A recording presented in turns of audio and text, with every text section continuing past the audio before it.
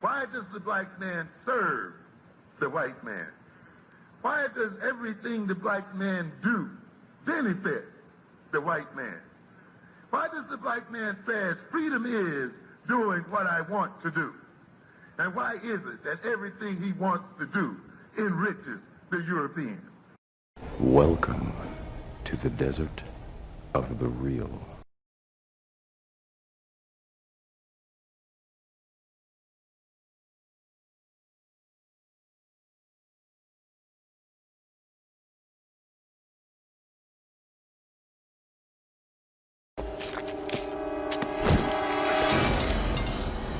You hear that, Mr. Anderson? That is the sound of inevitability. It is the sound of your death. Goodbye, Mr. Anderson. Peace, family. This your brother, Mr. Holipsism. Doing this video on a Saturday. You might hear some chanting because I think they have like a Black Lives Matter rally not too far from me because I'm hearing it slightly. So if you hear that in the background, actually, it kind of goes in line with what I'm about to talk about. The title of this video is Holip's spoiler alert warning on the quote, end quote, struggle.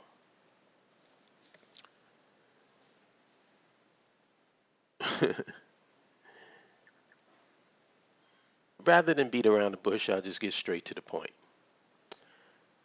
The quote-unquote struggle in its current form will lead you to dropping out of it, becoming disillusioned and bitter towards your people at best, or hateful and despise your people at worst. Why? Because it has no end game. It has no solution because the struggle is a system. And the purpose of a system is to maintain itself. So the struggle will continue because the system of struggle has to continue for all who benefit from its system. A solution is the last thing a system needs because a solution would bring the struggle to an end. So unless the solution is land, infrastructure, and nationhood, L.I.N, it is an inevitability. You will drop out after all your passion and energy has been spent and your spirit has been broken. The system of the struggle will chug along without you and look for somebody else to engage with. A new set of legs that can last a few years before it does the same thing. Why am I making this video? Because it sounds negative, right? It sounds like I'm trying to prevent people from being involved in the struggle, but actually it's the exact opposite. I just want to be truthful and give you a spoiler alert as to what you're actually involved in its current form. Because you've been seeing a lot of strange things going on and a lot of haphazard, meaningless symbolic victories as a result of having no organization and as a result of having no leadership.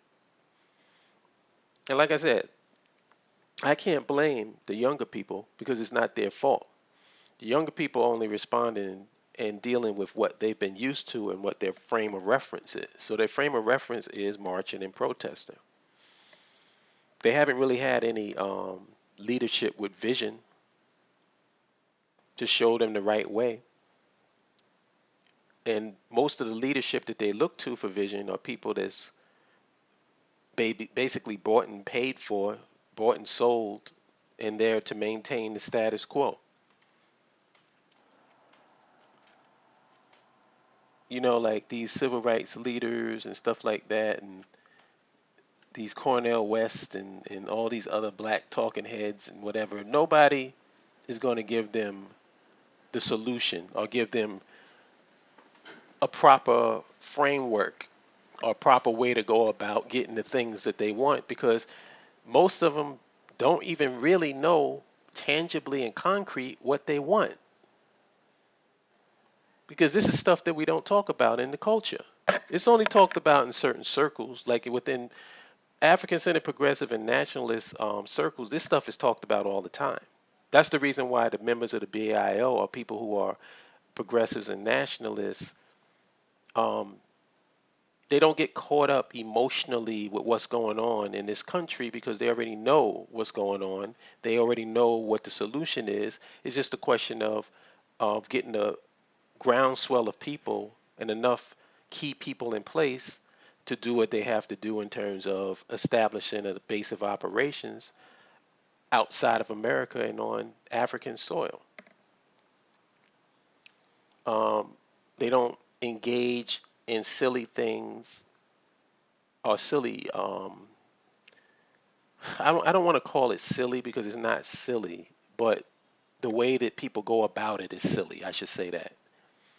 Reparations. They know, we know, African-centered progressives and nationalists, that reparations are given to nations. That's why they call it reparations. You're repairing a nation. And I had posted something on Facebook today. I was in Facebook jail, by the way, but that's another story. I called Joe Biden a nigger in one of my posts, and they suspended me for 3 days because of that. Go figure. But I said on my Facebook post that I look at mainstream media and I look at even alternative media and I look at people giving commentary and black talking heads and all this other stuff, and I don't see anything that represents me. I don't see anything. Like, I would love for mainstream media to do an interview with me and ask me how I feel about things. That would be a funny interview. Because I guarantee you it'll be something that white America probably never heard before.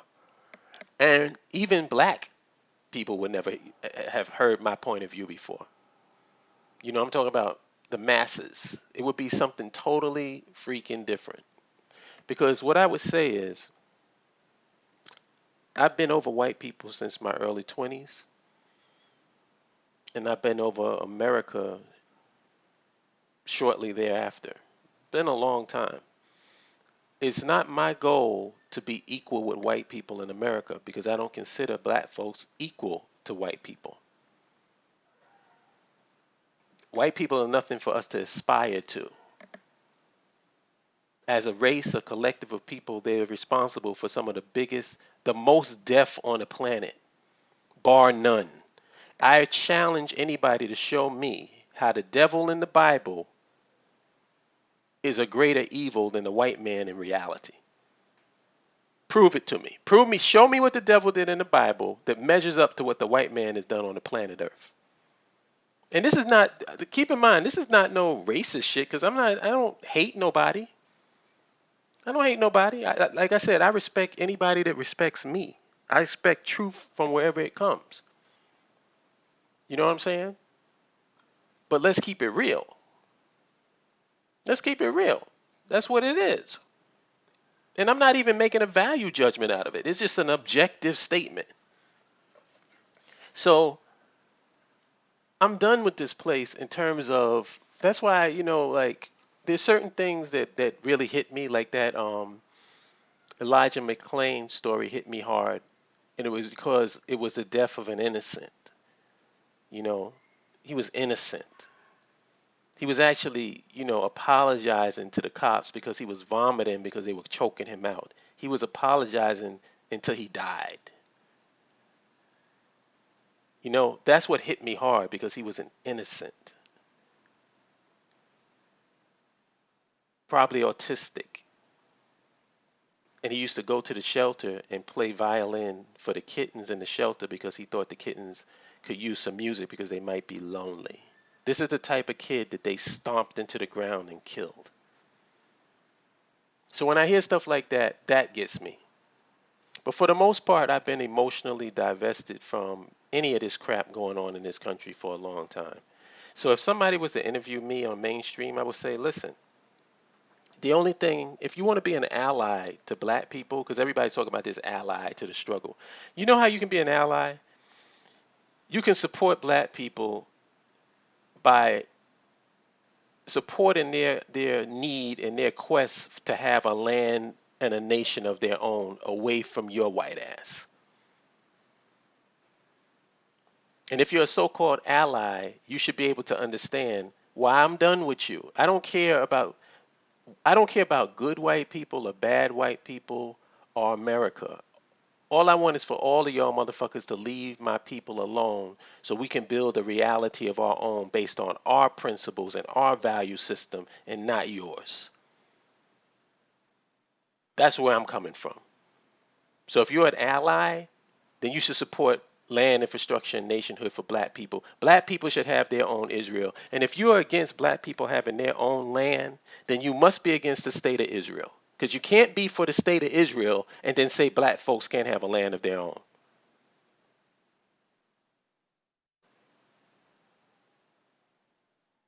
So I'm kind of like going around it, but it's basically all in the same topic. A solution to this thing would end the struggle. And there's too many people that benefit from black folks being in the position that they're in. White folks benefit from it, and I'm talking about, not every white person. I'm talking about the white system. This is a white country. This has been fairly obvious that that's what this is, so that's what I'm talking about. They benefit from it. Even the people that, who are not in power but are still white benefit from it. It's just what it is. It's like a Chinese person living in China. Like the system is geared toward them because it's their system. Same thing in America. This is a white system geared toward white people. The only people that ain't got the memo is black folks. So this is the reason why you don't hear about solution oriented. You don't hear about things tangible and concrete. And that's why you'll see people engaging in these meaningless symbolism perpetually forever. Because like I said, once you lose your energy, once you lose your passion, once your spirit is broken, which it will be, you drop out and you just merge into invisibility with the current existing system, which is European. They got a nice little safety net for you when you stop it with your struggle. When you start raising the black power fists, when you get tired because you see that you've done all this energy, it's like I equate it with the analogy I use is throwing little sheets of toilet paper on a pool full of shit. You can rip those little sheets apart and do all the work. You can get the whole community to help you. And that pile of shit is still going to be there because those little sheets of toilet paper is just going to get soaked up by it. Because you're not going to the source of where the shit is coming from and stopping it there. So I don't know. I just felt the need for anybody who's going to be involved in this so-called struggle to know that if you don't have leadership, if you don't have principles, a goal, an end game, a solution, then what's going to happen to you is that you're just going to drop out because you're going to expend all your energy and all your passion, and then you'll drop out, you'll fall right into the system that Europeans have set in place for you because you're living in this country. And like Amos Wilson says at the beginning of all my videos, why does the black man serve the white man? Why does everything the black man do benefit the white man? Why does the black man say freedom is doing what I want to do? And why is it that everything you want to do enriches the European? Because you're living in a European system. And like I said, a system is there to maintain itself. And that's the harsh truth. Now, if you want to be involved in a I won't even say struggle, but in a movement, then that movement better have an end game, and that movement better have a purpose, and that movement better have a solution, and that movement better push for tangible and concrete policy things, policy positions. That movement has to settle for a W in the win column and not a symbolic victory, because you can't put a symbolic victory in a W in the win column. You can only put a W in the win column.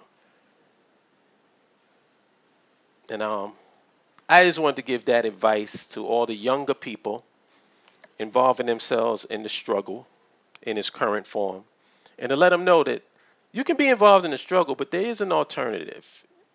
You know, it's called a movement, not a struggle, but a movement. And the movement has to be moving towards something. And so you got to have a goal, and you got to have principles that movement is based on, and you got to have a common denominator that can be understood from age 8 to age 80. We at the BAIO have broken it down to land, infrastructure, and nationhood. We've broken the entire common denominator down to 3 words. And if you can find another organization or another movement that has managed to encapsulate and make this shit simple for everybody to fucking understand, please refer it to me. My email address is holipsism@baioafricstan.org. That's holipsism@baioafricstan.org.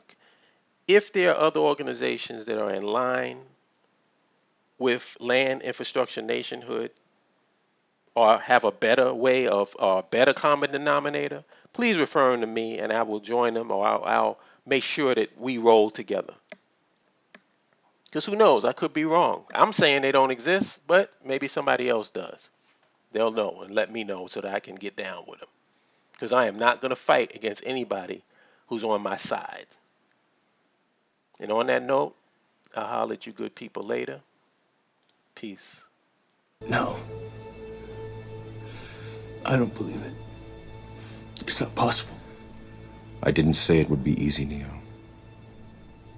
I just said it would be the truth. Stop. Let me out. Let me out. I want out. You can't compare to the status right here. Legendary worldwide, we can battle right here. Listen, Junior, I'ma tear back your wig. This ain't TV, but I'll show you what a fear factor is. Stop grilling me, and all that fronting is killing me. You leave me no choice but to hurt your feelings, G. About to slap rappers around and bruise the game. What?